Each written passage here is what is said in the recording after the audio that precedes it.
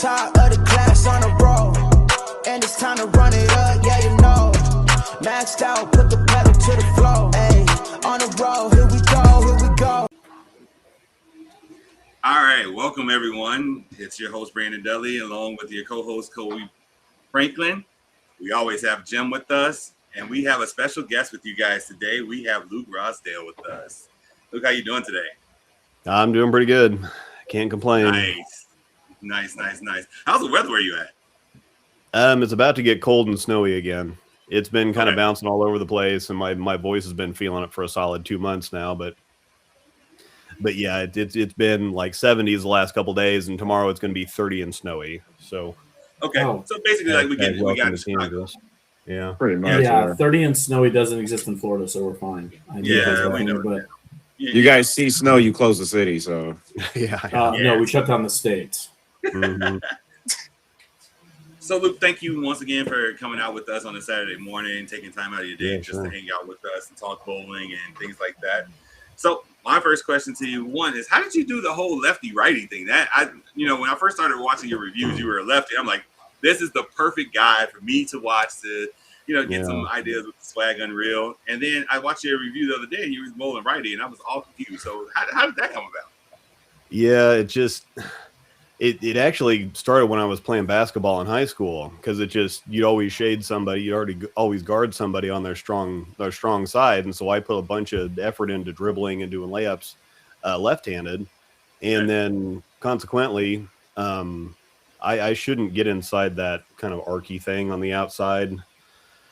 So my zone is like 3-point land and the free throw line. Not that I ever saw the free throw line very often, but I dislocated my shoulder and nobody touched me. I tried to do I stole the ball and was on a fast break and tried to scoop it underneath, and my shoulder just literally popped right out. Ooh. And so that was a couple years into me bowling. And so then my righty thing got just really weird. Like I lost a bunch of strength. I couldn't stay behind the ball anymore. And so if you watch some of my older videos, that's why it was just the lane level, because I did some kind of weird nonsense on my backswing and I kept fighting it.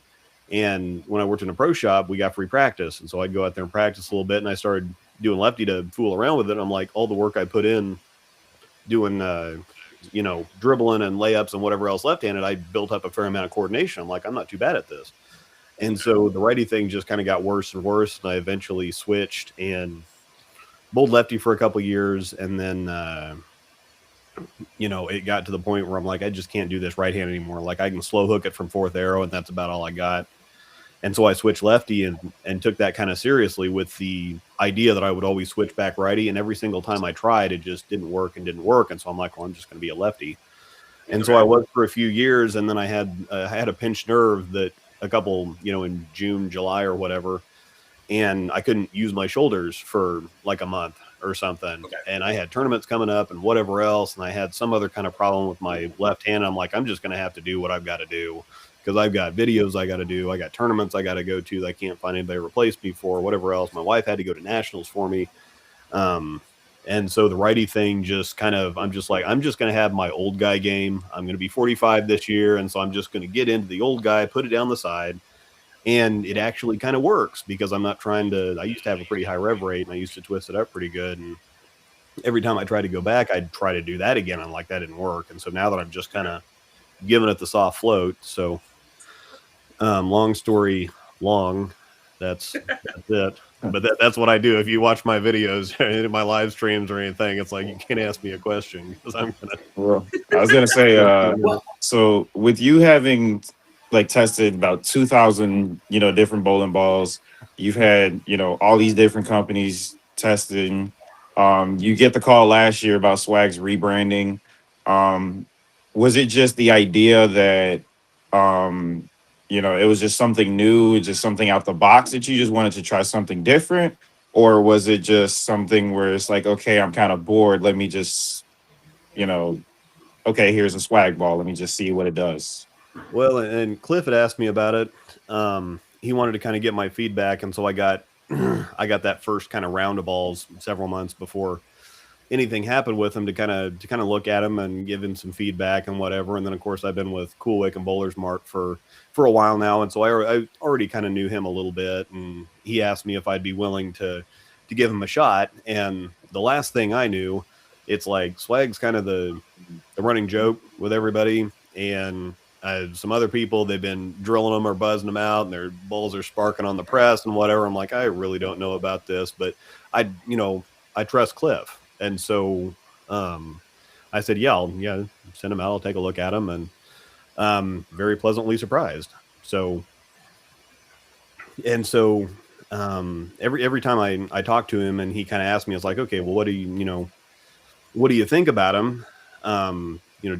Just be straight with me. And I said, well, everything I'm putting in the videos is the same stuff I'm saying to you. So it's not like there's any kind of behind the scenes, because if you need to tighten something up, unless somebody tells you the truth, it's like these people that end up on American Idol and all their friends told them, oh my God, you're so good. And they get on there and then they end up on they end up on a YouTube video getting clowned on because they're terrible. And so it's like, you can't get any better if somebody don't shoot you straight. So that's kind of what I think that's also helped solidify your stance in the bowling community. So the bowling community, the bowling industry, bowling in general, and kind of attributing to that last part where no matter how much we get hurt, we're always going to find a way to try to bowl. I think that's in our DNA, is the fact that we can't not want to bowl. In fact, I going through injuries over the few years, it was the same thing as trying to figure out a way to get back to bowling. It's always to try to get back to bowling and stuff like that. But I think the trust that you've earned through the community for your honesty, I think, has probably been the most refreshing, I think, we've had in quite some time. Because for the longest time, especially in the 80s and the early 2000s and two teens, now we're saying 220s, but nobody really wanted to tread against the grain. I think that was probably the hardest thing, is because, even when I was on staff back in the day, we really couldn't talk bad about a bowling ball. We had to kind of figure out a creative way of kind of skirting around it instead of just simply saying what we really want to just say. And I think, you've done it in a way that is very respectful. And I think you've also done it in a way that gives a lot of people appreciation of just simply saying, okay, at least I can get some positive feedback, and I can also understand what the negatives are, as well as just where it's going to kind of line. And I think that's probably been the biggest thing that's been refreshing to hear from your stuff and from your perspective, is just how you see things. And this is going beyond Swag. This is going just in general for bowling, because we need more brutal honesty to try to help our sport where it needs to be. Yeah, and I think it's kind of interesting too. Like we were talking a little bit before we got on here, but I'm a pro shop guy, and that's my angle that I take on it. I never set out to be a content creator or anything. And, when I started my channel, I was in my mid 30s already. And so I'm like, I'm going to be the old guy talking about this anyway. And so, and I had no idea about social media, about about video editing, anything. I taught myself everything from the ground up. And some of the stuff still looks it's kind of basic and shaky. Like I used to put more effort into it, but it's, people just kind of want the info. They don't want the whole show. They didn't come here for fancy graphics and all this other kind of stuff. They just want the information on the bowling ball. They get enough propaganda, marketing, whatever else, somewhere else.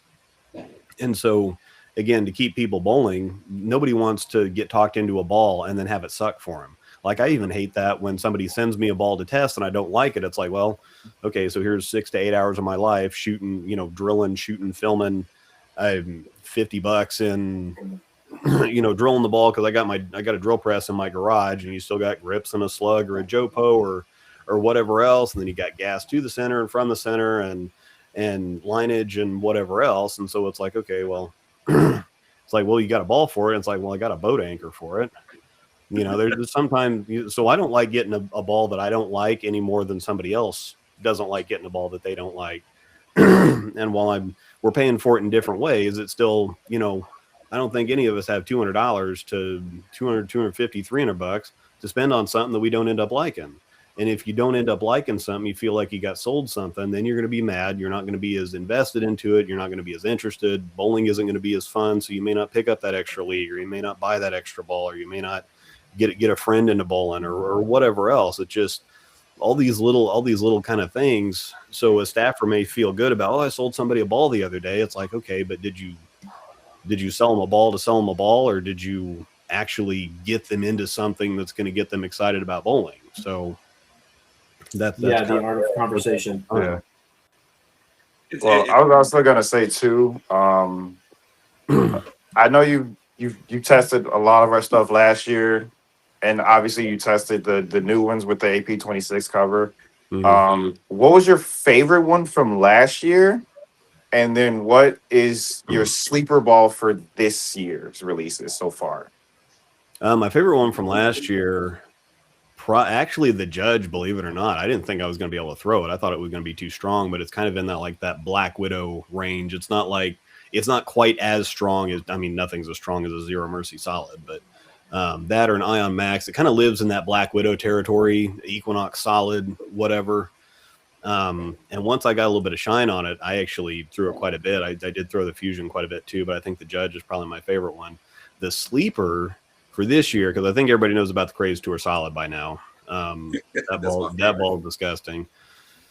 But I think the sleeper is probably either the Unreal Solid or the Judgment. I think the Unreal Solid, it's Judgment for sure. Yeah, that's the thing is the Judgment. The stock photo is the ball looks pretty sharp in person. It's got a different look to it, and it's one of those where you got a million different balls with a million different colors, and sometimes you can't. What is that ball rolling down the lane? When you see a Judgment going down the lane, you know it's a Judgment. Yeah. Very the ugliest balls to me. It's eccentric, I sit here and tell people it's very ugly, but it strikes a lot more. Sometimes that kind of angle works too, because sometimes it's like, well, that ball looks different. It's like, well, that ball looks different. Right. So I actually, a funny kind of a thing here is once the Judgment shines up a little bit, the numbers are almost identical, and it reminds me a lot. It shapes a lot like the UFO Alert from a few years ago. That was the ball that everybody really liked. That was kind of a sleeper tournament ball and whatever else. Now the Judgment's earlier and smoother. I think the cover's a little stronger. It's not quite the UFO Alert's kind of more evoke hysteria, but it's got that similar kind of round, little bit of tumbly, continuous shape that just seems to work on a bunch of stuff. And I think that's probably the one. Cool. And then the follow-up question to that is, what have you seen like with the new AP26 additive that's made a difference between last year and this year? I think it's just the stuff seeing. It feels like it sees the lane down lane a little bit better. Like I think all the covers last year saw the lane just fine. They were just really smooth on the back end. And coming from, this is something I was going to reference a little bit later, but I feel like Swag does have, even with the new additive, it's still got its own little place because, Brunswick balls do this, Storm balls do this, Motive balls do this, and I think Swag still has its own identity even with the additive, but I think the balls see the lane a little bit better and they're a little firmer down lane while still feeling like Swag balls. It's not like, okay, we have this new additive and so we're trying to chase a Brunswick shape or a Storm shape at the expense of what we do that people already like us for. It's just moving the needle in the right direction while still having the kind of brand identity there. Yeah, I think solidifying our identity, I think you hit the nail on the head, is we're trying to solidify our identity is because, let's face it, prior to 2025, we did have some challenges, especially with creating convincibility. I think is probably the worst word in the world that I can use, but I'm going to use it anyways. Yeah. Sounds like a made up word, but it is, of course. I do those things from time to time. But it allows people to kind of say, okay, the more that we can kind of stack consistency over the next few seasons or the next few releases, I think is going to help with create credibility. Obviously, usually the normal league bowler comes in with 6 balls, and we're okay if 5 of them belong to somebody else, and maybe there's one that belongs to Swag. Yeah. It's one of those things where we're not going to go try to compete with anybody because the simple fact is we just simply need to compete within ourselves and just make better colors, better motions, and nameplates that don't have a boat or anything like that involved. I think we can kind of do that. But so you started as normal bowler, got the bug, wanted to be into pro shop, and so I also know that you also have day job, like I have day job and stuff like that. How do you find balance? Because I know that's a tough thing, especially in today's environment of life. There's no balance. I mean, that's been the thing. Like ever since I started doing this, it's been working ball videos, and that's pretty much it. Like, I don't do a whole lot of anything else. And then we have this craziness these last couple months. Like, I've been going for 3 solid weeks now, trying to catch up with like 15 different ball releases from all the different companies. And then my Storm guys, I got 2 of them. So that's every time Storm puts out 2 balls, it's 4 videos for that. So, and then anything else I want to do in between there. So now I just try to kind of keep up. And fortunately enough, my day job is not too strenuous. So now it's different. I used to be full-time travel too for 5 years doing this. I used to be a bridge inspector. And so I'd be out, and I was full-time travel. Like some of the other guys, I did a bunch of the special extra kind of things too. And so me and my travel partner, we would start traveling the first week of February, and we'd get done about Thanksgiving. And so we'd be in for December, January. But otherwise, I'd leave on Monday, get home on Thursday every single week, and then bowl Thursday night. And then so everything bowling related had to be done Friday, Saturday, Sunday, in addition to all the other regular life stuff. Wife hasn't seen me in 4 days, and trying to do all the other stuff. So now I at least have a in the office job. I get to work from home a couple days a week. And so, but even still, it's just, I'm going full on one way or the other. So we try, but it's a tough thing. And, I think also having a wife that enjoys it, at least it seems like she enjoys all this too. Now, how does she get first pick, or do you get first pick when something comes in that strikes her eye or something like that? Because I know my wife, the minute she saw my release, she's like, okay, I want this one, and then I want this one, and I want this one. Yeah, we kind of work it back and forth. It's kind of there's certain ones that like the first time she saw the Assassin, she absolutely needed that one. She has certain balls that she just needs, and there's other ones that are like, I wanted the Judgment, but she does really well with these big, chunky, strong asymmetric balls for whatever reason. They all look good for her, and even if she's got to dust them up or whatever, that's just her kind of her jam. Anything that's purple I get, because she can't stand the color purple. If it's got green in it, so the wife ruled for some of that stuff, but yeah. So we kind of talk about what we think, and it's what we think we're actually going to use after this too. Because I think that's something else that people don't realize about. If they send us a ball for a review, I get the ball. We're not getting paid. Here's the ball, and then we're going to pay you $500 for the video or whatever else. It's like, you get the ball, and so if you don't like the ball, well, you just spend a bunch of time making a video for somebody else, and then the ball goes back in the box on the shelf. And so we kind of work around what we feel like is going to be, what we want to throw, but what we think is actually going to be usable for us after the fact too. So how does that affect your game when it comes to, for example, like you said, you got Storm and just released a whole bunch of bowling balls. I think Brunswick released theirs a bit back. We just released 6 bowling balls. How does it affect your game? Obviously, because now you're testing these bowling balls, but then you're testing so many bowling balls, and then you pop up at league on Thursday, and it's just like, all right, of my 1,000, you, and try and go for that. So does it affect you in that way, or is it just kind of like, I try and get everything in the same area, and let's just go from there? It used to, because every time you get a new ball, you want to throw it. And so a lot of the time I ended up throwing stuff I had no business throwing, because it's like, well, I don't want to take the same old ball that because I got, 20, 30 balls sitting there on the shelf. And like, I want to take most of them, can't take all of them. And even then, sometimes it does mess with your mechanics a little bit, because Brunswick is the strong, sharp company. So if you want something to hook and turn sideways, drill a Brunswick ball. Storm is the clean, sharp company. And so they'll get down the lane a little bit easier. And that's actually something that they've been kind of working on, is what we want, these higher friction lane surfaces. We're about 40 years in on synthetic surfaces now. And a lot of them went in and haven't come back out yet. So you got some dirty surfaces, and a lot of places don't put out a whole lot of oil. And that's another thing, is that all these people talk about, it's like, well, where's the oil for all these super strong bowling balls they keep putting out? And so then you got Motive, that's the early smooth company. And now I think that Swag is kind of the clean, smooth company. So Swag to me feels like Storm up front and Motive down lane, where you got a little bit more length. You can keep the ball on line, and then it doesn't turn sideways down lane.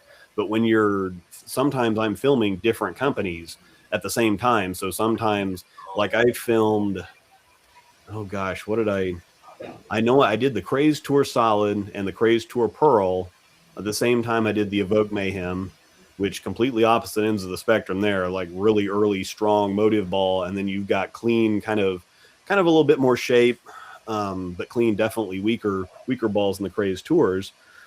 And so sometimes I'll be throwing really different companies for reviews and stuff. And that kind of can affect you a little bit back and forth. And then when it comes to going to league, I've just kind of decided I'm going to throw what scores, because it's like you see the guys on TV, they're trying to throw the new ball because the company just came out with the new ball, and Motive's going to want to see EJ throwing the new hotness. I'm sure that they would have wanted him to throw that Super Sport, and that's what everybody's talking about is, man, if you use that Supra instead of that old Pride ball, it's like, well, he still would have gotten beat. I mean, right? Can't really beat 300. So I don't know what anybody's talking about there, but still, it's like I've kind of decided, it's like, well, I'm gonna just throw what's good, because if I go out there and it's like, oh, you made this ball look good in the video, and you're out here shooting 620 with it, it's like, well, I'm just gonna throw what's good. And so, I've just literally, my entire bag has been Swag for the last month. And 90% of the action has been the Craze Tour Solid, and I'm averaging about 240 with it. So do you get any? Don't start. Nope. Do you get any weird looks at league when you have the choice of anything and everything, and they see you still pulling out the Swag ball? Yeah, and that's part of kind of reinforcing that I'm not.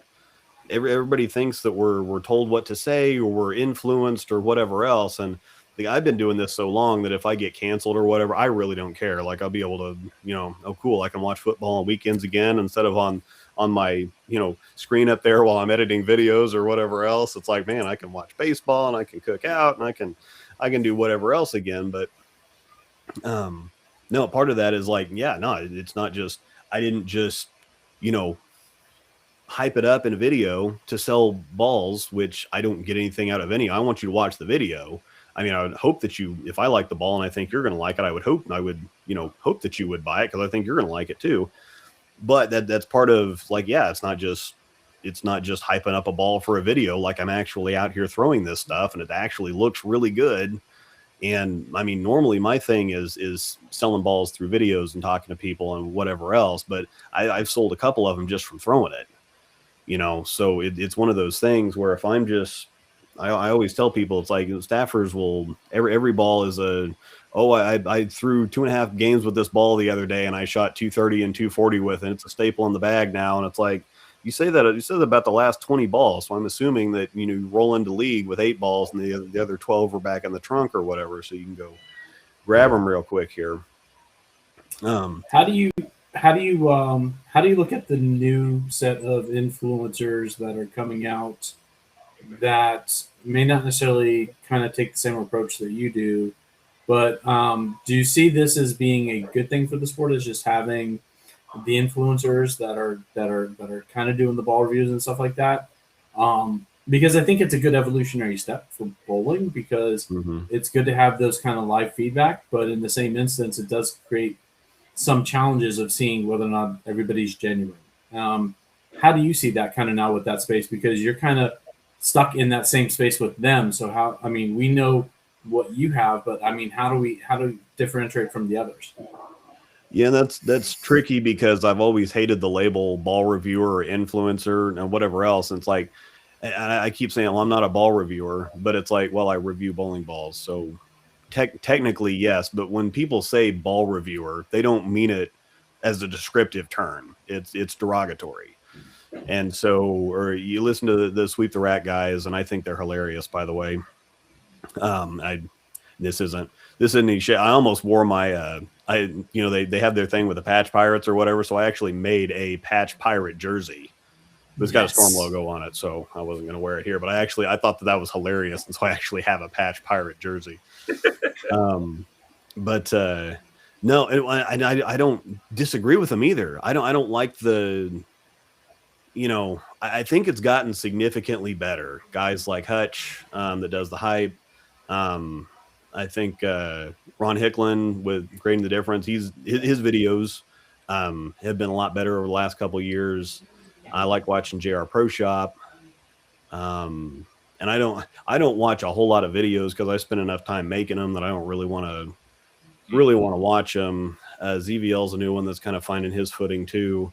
And I think that a lot of the newer ones are getting into it with the intent to do the honesty thing, because they're also sick of ball reviews that just kind of hype everything up and try to sell you stuff and whatever else. And so I think a lot of the newer ones are trying. It's like, well, I want to do ball reviews and I want to do them honest. I want to tell people the truth. I want to do this. But then you get into social media land and you find out that it's not all peaches and cream, and you got to kind of find your footing. And so I think that we do have some pretty, I think the ball review game is getting higher quality and more honest, but you still got to figure out how to navigate things, because people will tell you all the time, we want honesty and we want people to tell us the truth. And then you have an Apex Jackal that comes out and everybody's like, I don't know about this one.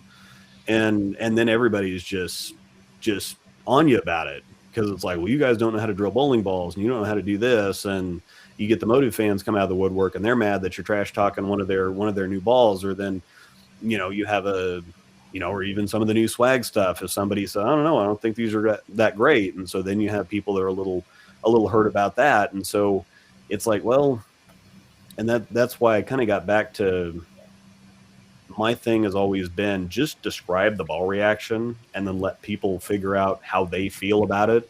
Because I can say that something, oh, this is great, this is amazing, and somebody can watch it, is like, I don't know, I don't think it's that great. Or I can say, well, I really don't think this ball's that good, and it just happens to fit somebody else's eye.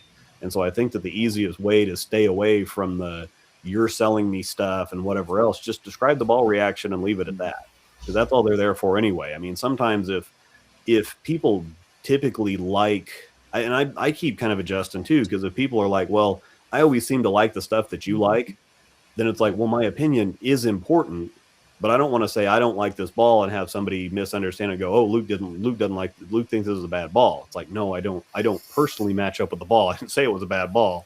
So it's kind of tricky there, but no, I think that makes a lot of sense. And I think one of the biggest things, especially that we're doing now with our staff here at Swag, is trying to change their perspective on how they should handle criticism, or change their perspective on how they should handle talking about products and stuff like that. Because if it comes across as too much of a personal slant, unfortunately, then what happens is then it kind of chips away a little bit of the credibility, because then it feels like it's more favoritism. But obviously, because staff are staffed with, they should have some favoritism. But I think you hit the nail on the head, where if it doesn't necessarily match up with you, it could match up with somebody else. And I think that's kind of that fine balance of just trying to find in between, and just kind of how it kind of rolls through. Yeah.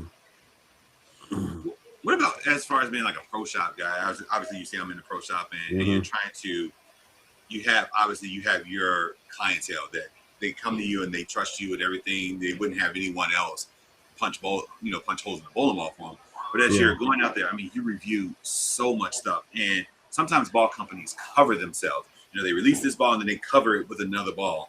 So when you're trying to, one, do these thousands of reviews, and then two, you're trying to bowl, and then three, now you're trying to also be a PSO. How do you separate the three from each other? Because you don't want to say, hey, like you said, swag is kind of trendy, but you're throwing a craze to a solid and you're averaging 240 with it. But it's hard to tell this person, you might want to get this ball because they see it one way. So how do you round all of that off? Yeah, it's kind of tricky, especially in the pro shop, because I mean, you are trying to sell. You're in business to sell equipment. Now you're also in business to help people out and help them get into the stuff, but you're the one actually selling them the equipment. And so naturally, I think people are going to come into it kind of guarded and expecting to be sold something. And so it's kind of like taking your car into the shop or something. You expect that they're going to try to change the cabin air filter and these lines that have gotten old and whatever else, and it may or may not need it, but you know, people are always going to be kind of wary of that.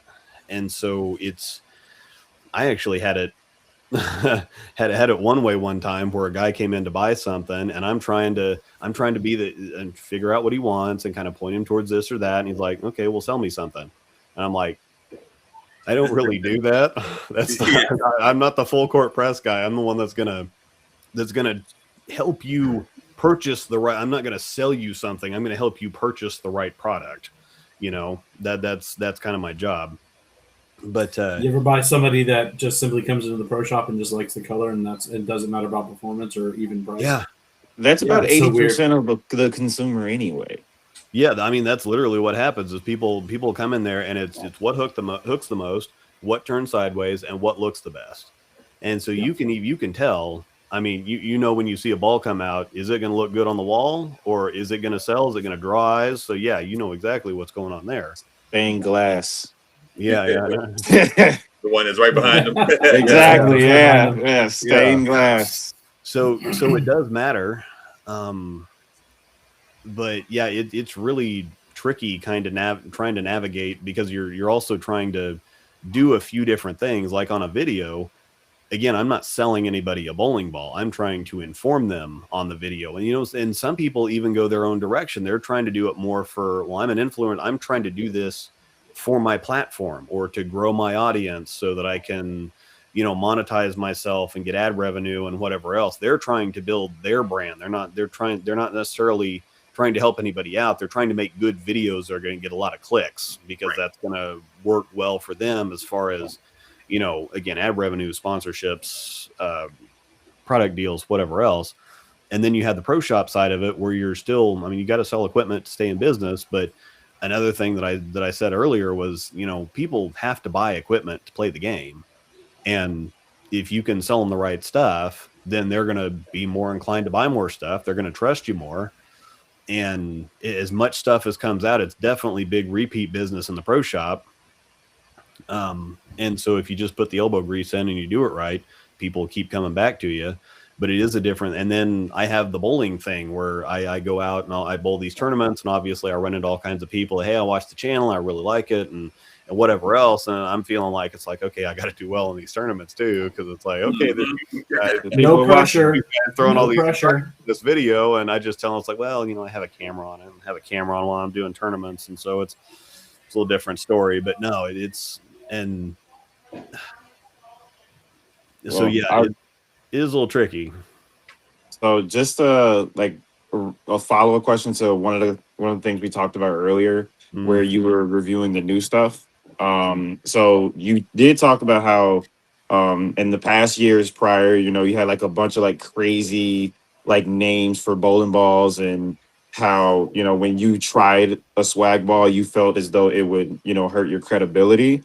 So when you were testing those balls, like from the first set of the new releases, how nervous were you to put it out there about, you know, like your credibility taking a hit? It is something to think about, but and so it was. I did kind of go into it's like, gosh, am I really going to put swag videos on my channel? Am I really going to do this? But again, I trusted Cliff, number one, and the balls passed the eye check. They all look cool. They had kind of cool sounding names. And so it's like, okay, so this has been rebranded. You're not sending me anything called the XXXmas or whatever. Or the like I say, the Bloody Ocean, Black Pearl, Bloody Ocean, Black Pearl, Bloody Ocean, Tale of Captain Jack Sparrow, any kind of thing like that. And so I'm like, okay, they passed the eye test, and then I didn't throw them at all before. I just went into reviewing them, and so I'm like, hey, here's swag balls. I don't really know anything about them. I got I call them Swiggity Swag and whatever else. But they all drilled just fine. I didn't see any sparks. So, no, but no, again, it comes back to kind of trusting Cliff, and then, again, the logo redesign, I think that it looks great. The new logo looks great. The old logo was kind of cool too, but I think that this new one's pretty sharp. But, and then, you had the challenge of, the name stays the same. So it's like, okay, so we're rebranding and whatever else, but it's still swag. Right. And everybody is kind of like the punching bag. It's kind of like the big joke. And so, but again, I kept coming back to, like, well, I trust Cliff. I trust Cliff. And I feel like, because again, I do have that credibility. I think that if I put something out there, and if I say, hey, these are, I knew it was going to get eyeballs, you're going to get some interest, just because people want to check it out to begin with. And then I feel like I have that credibility where I say, hey, yeah, these are actually pretty good. Then I feel like that kind of carries me to a certain extent, to where it's like, oh God, Luke sold out. He's reviewing swag balls. It's like, well, I haven't ever sold. I've gone out of my way to avoid doing the clickbaity thing and whatever else. And so I felt like I kind of had, again, to stop repeating myself, but to move on with the thought here, I felt like I had the credibility to get through it. And it's like, well, and I kind of said, well, if they're not up to snuff, they're not up to snuff. And I'm not going to pull any punches. I'm not going to go out of my way to dog on something or bag something. But no, and I got to throwing them, and I'm like, oh, because I think the Fusion was the first one I threw, and it was like 4 or 5 shots. And I'm like, well, this is okay. Because I'd seen plenty of old swag balls. I've got a couple of guys, Paul Burnett, one of the area guys that's been with them for a while. I'm like, I've seen enough of this stuff. And I'm like, this one's kind of different. This is pretty solid. I ended up throwing that one a lot, and then I threw the Judge a lot. And then I'm like, yeah, these are worth checking out. So it was a little bit of touch and go, and there's still some people that aren't terribly convinced, but at the same time, it's kind of like, well, they're bowling balls out there, and I'm going to shoot them straight like I shoot everything else. And, it's just going to be up to everybody else as far as how they want to see it or whatever. But how did you figure out chromium was the pattern to do for testing? That's the one that, because I used to film on house shots in 2 different centers, and it was actually the same pattern at the 2 different centers because they were owned by the same people, and so they put the same house pattern. But one has like a perfect. It's one of the old centers that's got concrete under everything, and so it is. I used to do lane certification for our local association, and it was perfect. I mean, the install is just rock solid underneath there. And so those lanes are flat, and they had brand new synthetics put in about 6-7 years ago now. And so they're really clean up front. They're really flippy. And then the other house was 25-year-old synthetics that didn't have the greatest topography. And so the same pattern played completely different in those. I mean, completely different in those 2 houses. And we've got a traveling, we got some sweepers around here, and they go to a bunch of different houses in Kansas City, and they use chromium a lot, and it played really different in a bunch of different centers. But what I figured out about it is that specifically at the center that I film for now, everything, it helps see the difference between the different bowling balls. Like, the strong stuff won't burn up on the pattern, but the weaker stuff can still hook a little bit. So you can see the differences where you're on a house shot. It's almost kind of opposite land sometimes. Like the big strong stuff kind of bogs down early, is really, really smooth and slow.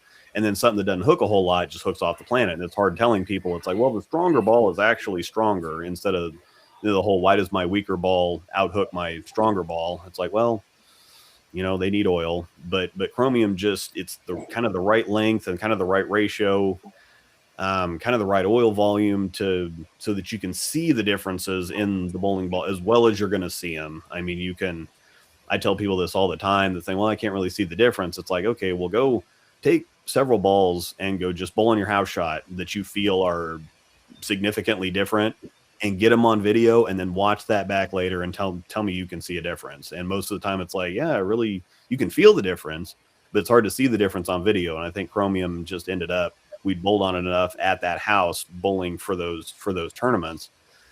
Because they would come out to Lawrence every once in a while, and it's like, well, it just, everything seems to kind of work on this pattern, so it just seemed to be the best place between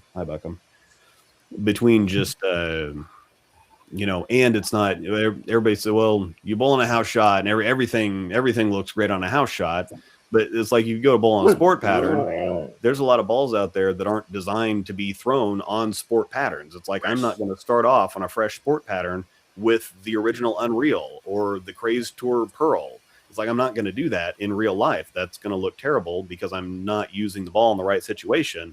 Correct. Chromium kind of makes everything work a little bit.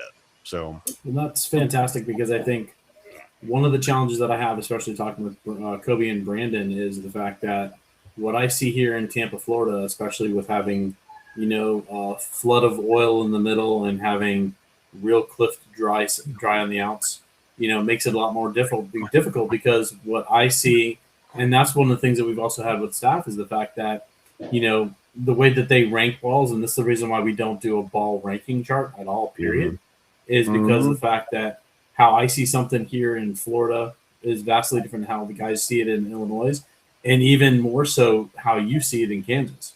yeah, I think that's just kind of one of those things that we just kind of, we have to kind of make sure that we've got everything kind of, you know, situated in terms of, okay, it's a golf bag, and sometimes the 9-iron works better than the wood. yeah. And I Well, think yes, go ahead.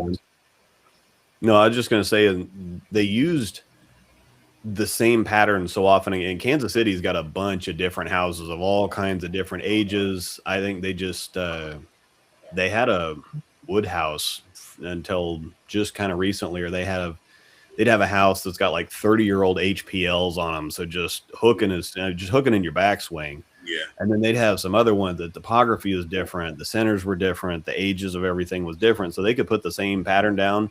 And it's like, oh, okay, well, I bowled on Chromium at this one house, and we're bowling Chromium at this other house. So I'm going to take the same equipment. It's like, and that didn't work. And so I figured out pretty quick. It's like, I'm just going to take a bag based on where I'm going, not necessarily what I'm bowling on. And that's the other thing that makes the reviews tricky, is that I've got to try to think, okay, well, how is this going to work somewhere else where there's, you know, I've got plenty of volume and plenty of length and whatever else, and this is probably going to hook more for a lot of other people. But it's like, that's why I tell people, it's like, you can't see, it's like, if you put my layout, if you drill this ball and put my layout on this ball for you, it's probably not going to do exactly the same thing. So you need to develop a frame of reference, and that's why you need to watch other videos. And I encourage people to watch other videos too. It's like, I appreciate that you watch my videos and you want to hear what I have to think, but you need to watch these other videos. You need to go see what it looks like for Hutch, or see what it looks like for Hicklin on the other side of the lane, or JR Pro Shop up in Canada, or whatever else. I mean, you need to check out some different videos to get the best idea possible about this ball here. Well, I was also going to say too, so we've had 18 releases, you know, so basically we've had some time to, you know, get through the rebrand. We've kind of started to establish like our motion and, you know, who we are as a brand. I think you've basically kind of given that stamp with the Craze Tour Solid as like the it ball. Yeah. So compared to how swag used to be versus how swag is now, where do you kind of like see it on a scale of like 1 to 10, with 10 being like they've totally changed everything, everything is just phenomenal, and 1 kind of being like, well, it's still basically the same thing? I think we're probably at a solid 7, to be completely fair. I think there's still some work to be done on the covers, but at the same time, everything's a lot stronger, or not. I guess the kind of brand image is a lot stronger. I think there's still some work to do, and I think part of that is just, you got to give it a little bit of time, and you got to figure out what are people buying, what do people like, what do we need to do more of, what do we need to do less of, And so I think some of that is still just, we're in the feel out phase where you've only had, so this is the third batch so far. We're getting ready to go into the fourth one. It's only really been a year and change. And so that's, I think we're, for how short of a time period we're working with, and working from getting old swag out of people's heads, but not going too far away from it to where the people that like swag to begin with feel abandoned. Because I mean, those that you've all seen when people start changing, whether movie sequels start chasing a different audience or whatever else, or bands move away from what they used to do, or artists doing something different because they're trying to capture a new audience, and then they leave their old one behind. They forget about everybody else. And so I think there is a balance. I think that balance has been achieved really well, where we're just raising the floor. We're not completely abandoning old swag for everybody that liked it. We're just improving it without necessarily changing it so much. And I think that everything across the board is quite a bit better.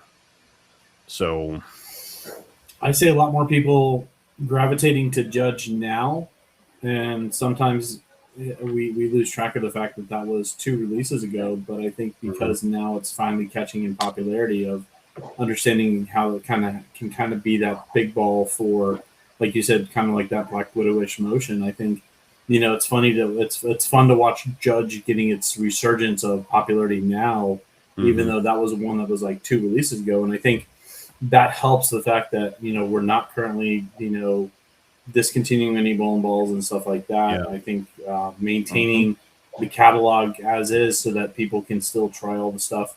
In your mind, what is your sweet spot of a ball's lifespan if it doesn't become a GOAT? Is it 2 seasons, 1.5 seasons? What's your thought process on that? Because that's been a lot weird topic with, other companies and stuff like that is, some people are saying, okay, they're discontinuing them the right way. Some people are saying they need to soak them in a little bit longer to get the gravity. What's your thought? I like the idea from a business perspective, because again, being in a pro shop, you see things from 2 different sides. You can see things from the bowler side, and then you get to see things from kind of the industry operation side. And I like both sides. Very interested in what makes people tick, and also kind of the business marketing advertising side of things too. And so from a business perspective, I appreciate if something's not selling, it's like if something's sitting there forever on the wall, you need just mark it down and sell it, just move it so that you can put something else up there on that wall. I think that, if something's on the wall for any more than 3-4 months, you got to move it. You got to do something with it. And I think that that's the same thing kind of for companies, where it's like, if something's not selling, you don't want to necessarily, the optics on admitting defeat and discontinuing something in 4 or 5 months are really bad. But also, if it's not selling, why are you going to keep it in production and keep messing around with something just because everybody else already knows it's not selling? I mean, if you discontinue it, everybody's going to start talking, but they're already talking anyway. So from one perspective, if it's not selling, you got to move it. On the other hand, I think for swag, it's definitely beneficial to leave stuff available, because with all this stuff coming out, people don't have a couple $100, twice a month to spend on bowling balls. And if they see something they like and they can afford it right now, and then all of a sudden it gets discontinued in 5 months, it's like, well, okay, maybe I can pick it up on a closeout rack. But companies don't really necessarily like that idea. If they discontinue stuff so fast, then all of a sudden you have the people that, oh, it's going to be discontinued in 6 months, I'll just wait and buy it on the cheap later. They want to sell you that stuff now. And so you can kind of work against yourself if you discontinue it too soon. But if you leave it out there for too long and it's not selling, then it creates dead inventory. It's a problem for pro shops and distributors and the company themselves keeping something in production that's not moving, because they don't make small batches. I mean, when they go to make a batch of bowling balls, it's like, I don't know what the size of the batches are, but it's several hundred anyway. And so it's like, if they're not selling, like I was talking to Chris Schlemmer about when the Idol got discontinued, and it had been out for a couple of years, whatever, and everybody liked it. but he said that the last 2 months that it was in production, it sold 20 units worldwide, meaning that they shipped 20 balls from headquarters out to distributors or whatever else. And it's like, at that point, you know, you're not going to make a batch of 500 balls just to sell 20 of them and have 400 sitting around in the warehouse. Now, I know that Anthony Simonson would probably take all 400 of them, but now that they can't throw them on tour anymore, it's like, well, that stash has died, unfortunately. But then they discontinue it. Everybody panics. Everybody's mad. And so they had to make an additional run of 1,500 balls to satisfy demand because they had so many people wanting so many of them. It's like, okay, well, I guess we'll twist our arms. We'll make another batch or two here to sell them. But it's like, how do you navigate that with people? Because it seemed it's the damned if you do and damned if you don't type of thing. And that's the thing. There's that, going to Jim's question, there's that thin line of it not selling and then the manufacturer pulling it too quick. I'll give an example of that ball, Hammer Heavy Tour, or 900 Global. The GB4 Hybrid from Ebonite. Or I was going to say the 900 Global Reality. The college kids loved it. It was a big ball. It was for sport and everything like that. And when they just, those two balls, and I remember that, 900 Global, they discontinued that ball, and the college kids went crazy. They were like, what are you doing? And they have not been able to emulate that since. And now what you do is you kind of force people out of your brand when you do something like that, because if that ball is for something specific, or a Hammer Heavy Tour, I think it's one of the greater balls, but they couldn't keep them in one piece. So it's one of those things where you have this ball that is absolutely, my son loves it, he bowls with it. And when they discontinued, I heard an inkling, and I went and bought a case immediately because I knew he would panic if I didn't, So what is that thin line to say, we got to get rid of this, or it's too quick? It's literally playing Russian roulette in a sense. Yeah, and it's really interesting sometimes. I think that sometimes it's like you see this ball, it's like, man, I'm going to sell 1 million of these, and so you order a bunch of them, and then nobody buys them. It's like, really? Like, you're in a pro shop for a while, you know what people want to buy just by what it looks like on the wall. And there's sometimes you find stuff it just doesn't sell, and you're like, I don't understand this. It's like Storm's new Bionic. Like, I thought that ball's just got everything. Like, it looks cool, it sounds cool, it skids, it flips, it's everything everybody wants to see in a ball, but views on videos haven't been great. No. It's like normally you get a Storm ball that looks like this, and it's just, thousands and thousands of views, and I can look around and see everybody else's views too, and it's like not a whole lot of people seem to be terribly interested. That's super confusing for me. There's some balls like you have an Origin EX, and it's like, yeah, I'm gonna get one for the wall, and that's gonna be it. Yeah. And I'm probably gonna end up discounting it, unless you just have that one random person that comes in. Sometimes you have those brand fans that buy everything regardless. Right. So it's like, yeah, I'm gonna buy one for Bob. He'll definitely be in to buy this no matter what it looks like. So, but yeah, it's do you weird. Do you hang on to Holy Grail balls, like ones that you've had from, let's say, the 80s, 90s, that are just ones you can never find again, that sit in your garage because the simple fact is it meant so much to you? Or do you have that ability to detach? Because I know my wife, cringes at me because I have 60 balls sitting that, newsflash, they're not swag.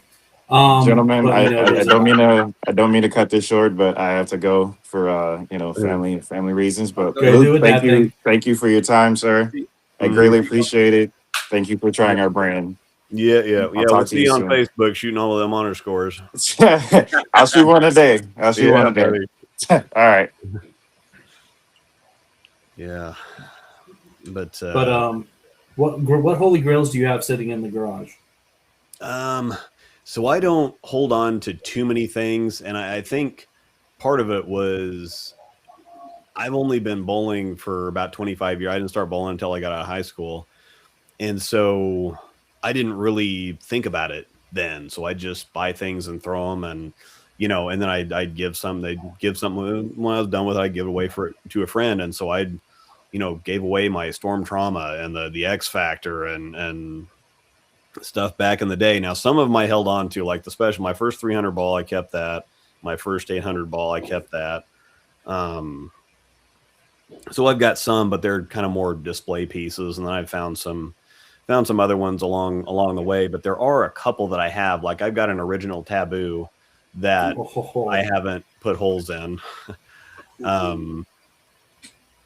That's probably my one. It's like, but you use something for so long, and then I end up having to, getting a little older, so the hand changes a little bit, and so you have one of these older balls. If I put my hand in a ball that I threw 20 years ago, it's just so completely different. I'm like, well, I'm gonna have to plug this and reslug it or regrip it or whatever else. And there's only so many times you can do that, but you still don't want to let go of it.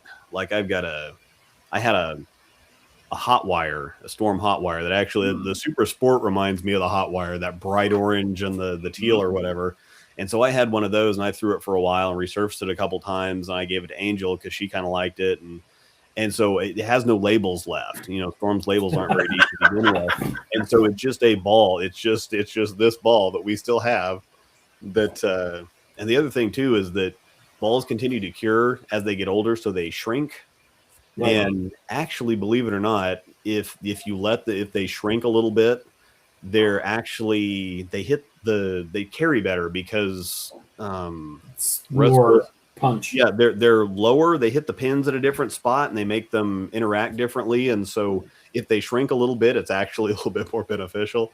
But it also is kind of difficult you can only screw depending on what kind of drill press you got. If you've got a cage that goes on over the top of her, you've got a vacuum system, it's all good. But they get a little too small and hard to clamp down. I have some of the original 3D offsets, pretty much every vibe known to the world. Those are those pieces. I have you were talking about Taboo. I had the Test Purple Taboo, that didn't have the logos on it, but just had the Hammer logo on the sides. Yeah. So it's been fun to watch bowling balls kind of evolve and stuff like that. With that being said, and with everything talking about urethane and hardness and stuff like that, and also with Storm coming out with concept, do you feel that we can make technology without giving it the urethane or the 78D moniker and just simply have more fun with the cover stocks? Yeah, I think they're going about that the whole wrong direction, because I think the companies have already seen the writing on the wall, and so I think that a lot of them have stuff like a concept or like a new 2.0 or something like that. They've got some stuff in the works. They will still give us whatever they can give us until it's taken away. But I think that they're ready with stuff like the concept. And if you ban urethane, you're going to find something else that, okay, so we ban the softer urethane. It's like, okay, so just with Brunswick, it's like, well, we ban the purple hammer. Well, the black hammer is still awfully good. I mean, it's not a purple, but it's like if nobody else can use the purple and you can use the black, it's like, I'm good. Okay, hurt me bad, because nobody else is using the purple. If everybody's using blacks, then it's just kind of like, okay. And then I would imagine that the full ban is going to hit here pretty soon for the big stuff. I think for collegiate bowling, I think that what they did for right now is they're just doing it as a stair step, because if you've got all these, again, talk about the college kids and the reality and some of the balls that they really like. Well, you took all the purples away from sectionals and, the championships or whatever, but you're giving people that stepping stone to say, okay, well, we'll just kind of soft ban it for right now so that everybody doesn't have that hit to where it's like, okay, you can't throw urethane anymore. Well, all of a sudden you got college kids that have bags full of purples that they just all of a sudden can't use it all anymore. And so you've got to go spend, thousands of dollars outfitting people, and just all the rest of the people that, may only buy a urethane ball for nationals. It's like, well, I don't ever use urethane on anything else, but I'm going to need it when I go to nationals. Right. And now it's kind of like, okay, well, there's a ball that I spent a couple $100 on that I can't use anymore. And so I think it's a stepping stone to give people a chance to kind of rebound, see the writing on the wall. And then I imagine when they full ban urethane, they'll still probably give it like the weight hole rule where they changed that, but they gave us like 2 years to get it figured out. I'd like to have my weight holes back, by the way. I'll just go on record for that. Everybody would like to have weight holes back. I think it makes a whole lot more sense than a lot of the stuff that's going on right now. Because, and that's to get back to my point, that's the whole thing, is that people will find a way. I mean, the companies will find a way around it because they're not going about it the right way. They have an idea where they want challenge to be. And if you have a tool that handles that challenge well, then the challenge sucks. Right. So change the challenge. This tool works too well, so we're going to get rid of this tool. And you can kind of, sometimes tools are unfair. Sometimes equipment, like you can't. Sometimes some equipment is just like, okay, well, this is kind of over the line. And there are some things that can be done with urethane balls. If you soften them, they do get reactive balls. If you soften them after the fact, they get terrible. Right. If you manufacture them soft, they're okay. But if you try to soften them later, they suck. Urethane balls, Not if so you much. soften them, and you can't. Where are you going to go to these big tournaments and have durometers out everywhere and take a million years checking balls in? And that's not a solution either. So I kind of get it from certain directions, but on the other side, it's kind of like they're going to work around this. There's still going to be people scoring. I mean, you see on the PBA tour, everybody was averaging crazy this week, so they'll figure out a way around it. I feel like, and I don't know if you guys agree with me when it comes to this, I think some of this is the detriment to the bowling game. Is a lot of people saying that the bowling game has kind of decreased in a bit. Some of it is manufacturer based, but then some of it is, and dare I say this, the lining of the bowlers. What ended up happening, I think, even with this urethane thing, is some of the older PBA guys, they didn't like that some of the high schoolers were doing things that they couldn't do at that time because they had this ball. So a lot of it is just whining. And I tell my son, who's a college bowler, I'm like, you got to just put the whining out of your head. People don't like the two-handers. They don't like left-handers. They don't like all these things. Just put the whining out and go and bowl. And my mom, who was a bowler, and I learned the old school way, it was they can throw whatever they want. Your job is to adjust. Your job is to adjust what's there. And when I see some of these, as you say, ball reviewers, they come out there, well, it deposits all in front of the lane. We'll figure it out. That's where the challenge is, not everything else. And I think bowling just took the easy way out. They just was tired of crying, and they were just tired of so much. And they didn't like that it was easy. They just said, get rid of it. That's why you have a big asymmetric ball. Yeah. And that's why they're caving to public. They're not making decisions in the best interest of the sport. They're caving to public demand or public opinion or whatever else. They don't listen to people. It's kind of funny that they don't listen to people, but they absolutely listen to people at the same time. So it's kind of funny how that works out. Yeah.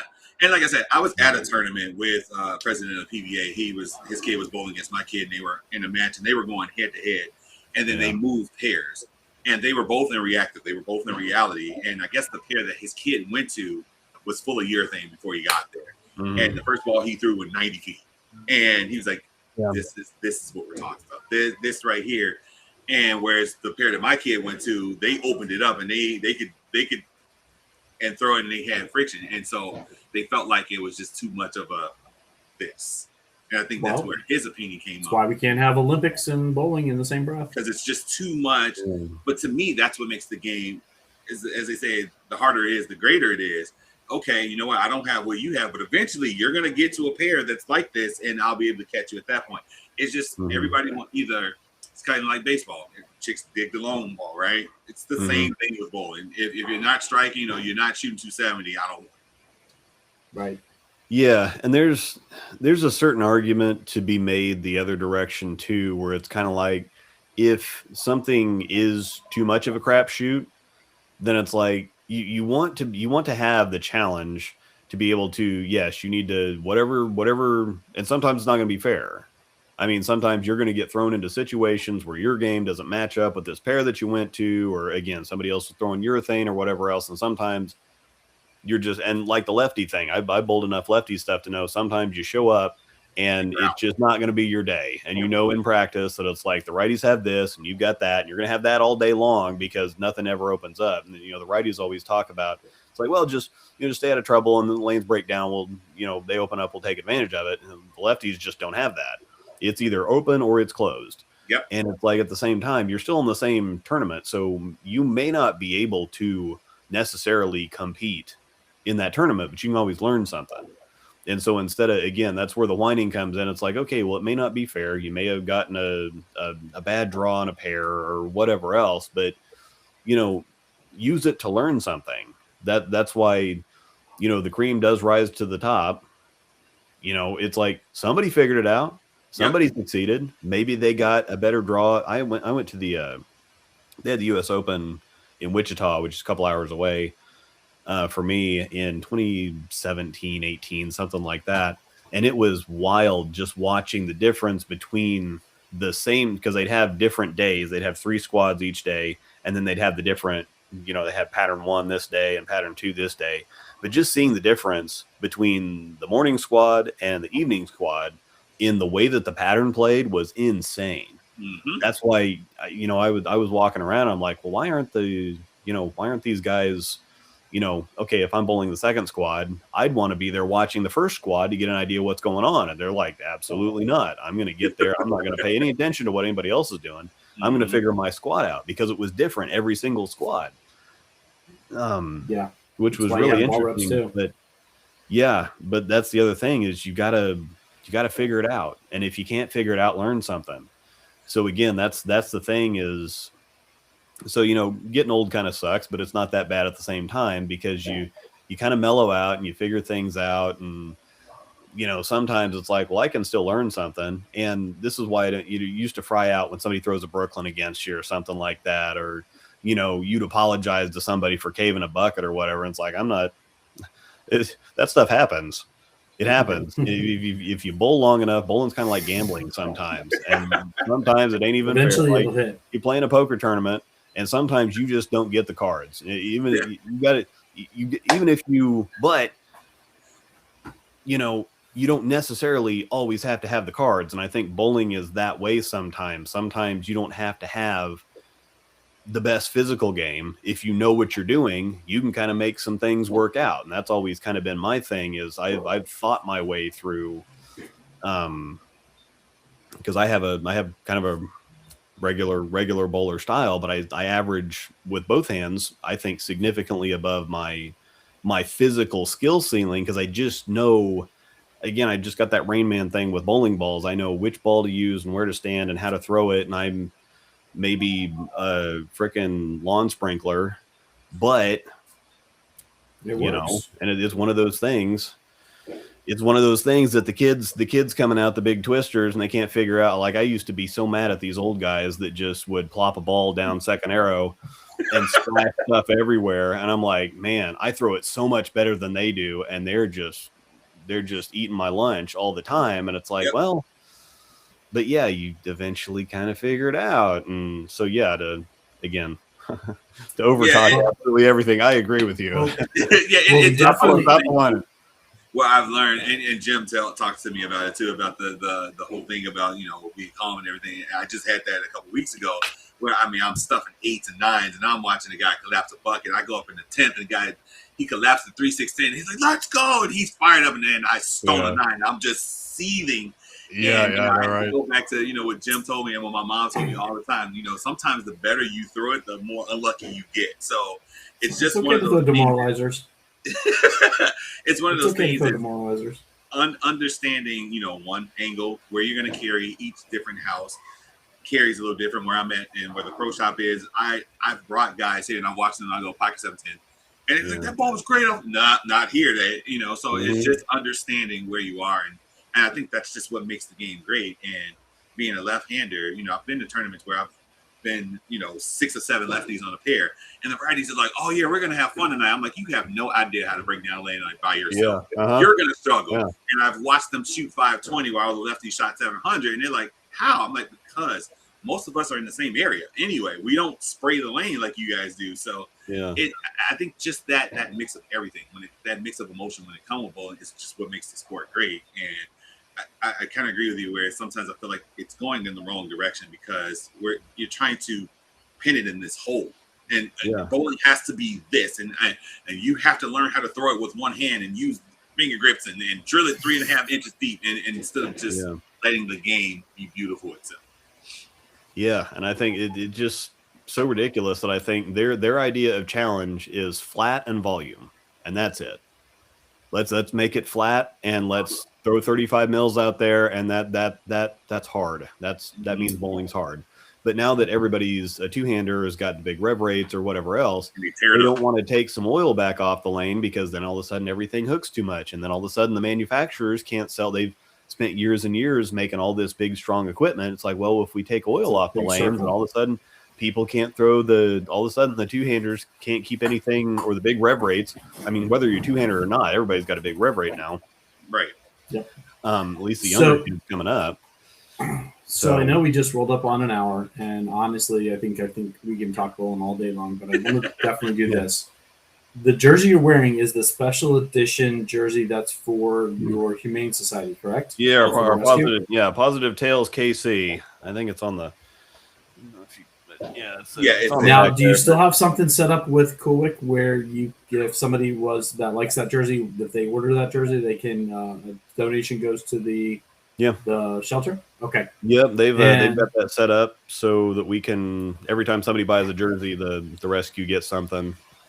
So, and what other brand sponsors do we want to kind of put out there? Because obviously your time is very valuable, very precious. We thank you for this.